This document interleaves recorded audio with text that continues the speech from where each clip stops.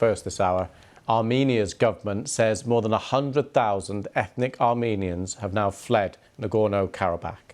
That's after Azerbaijan took control of the disputed region after a lightning military campaign earlier this month. Nagorno-Karabakh was controlled by Armenian separatists for decades, but is internationally recognised as part of Azerbaijan. The United Nations says it is sending a mission to the region this weekend to assess the humanitarian situation on the ground there, and the team will look at the needs of people remaining in the territory as well as those who are on the move. Azerbaijan has said it would allow a visit like that to take place.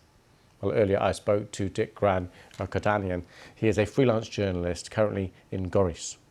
Right now, I'm actually in Goris, which is 30 minutes right after the Artsakh or illegal checkpoint that Azerbaijan has set up. As you can see behind me, there's a few tents set up. As of now, they're reporting that around 100,000 Armenians from Artsakh, Nagorno-Karabakh have entered the Republic of Armenia. And just to give you an idea, the population of Goris is 20,000. So one of the first stops is this city, because this is where they're registering, this is where they're getting a needs assessment, and this is where they're being then later sent for accommodations in different cities and different parts of the Republic of Armenia. There's different tents set up, including the Red Cross and various organizations like the Armenian Relief Society that are providing aid and necessary supplies at this moment. But that's what's going on the ground right now in Goris. And is there any idea, are more people going to continue to arrive in the days ahead now? Because the latest number we have is 100,000, and there can't be that many more than 100,000 people in Nagorno-Karabakh in the first place. According to official reports from Nagorno-Karabakh, the last group of Armenians from Artsakh have left the region. So whoever was there is currently on their way.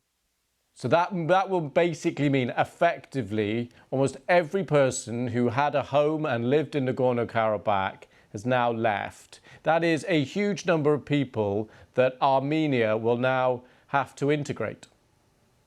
Exactly, yes. What are the challenges of doing that, for especially as the size of the country? One of the biggest challenges is the fact that Sunik, which is the province that the city of Goris is in right now, currently borders Azerbaijan, as they've occupied territories of Nagorno-Karabakh as of 2020. Most of the Armenians coming into this region are now fearing that they may suffer the similar fate as they did in their homes in Stepanakert and other parts of Nagorno-Karabakh. So they have no idea where they're going to move. Their plans are uncertain, and they definitely want to get as far as away they can from the border, because they fear that Azerbaijan is just going to continue with their aggressive and animosity and aggressive rhetoric towards the Republic of Armenia. But Azerbaijan have said quite clearly that they are not requesting that anyone leaves. They say people are welcome to stay and to form part of a multi-ethnic Azerbaijan. That message is clearly rejected by these people who are leaving.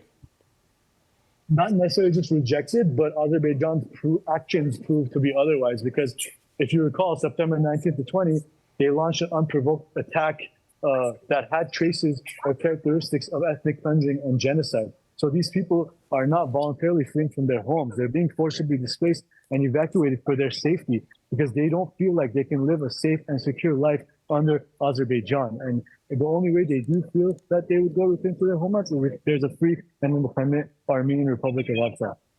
I see. And the Azerbaijan government has previously, and I'm sure would deny that. But let's get back to the people who are crossing the border to you. We've been seeing, as you've been talking, pictures of bottles of water and bits of aid. What are the supplies that are most needed there by people where you are?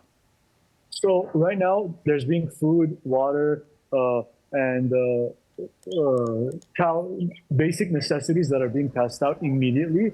But the winter is coming. It's going to be a cold one, which it normally is in the Republic of Armenia. So housing accommodations, as well as the necessary clothing and resources to survive a cold winter, is immediately necessary at this moment. And enough food, obviously, in addition to the rest.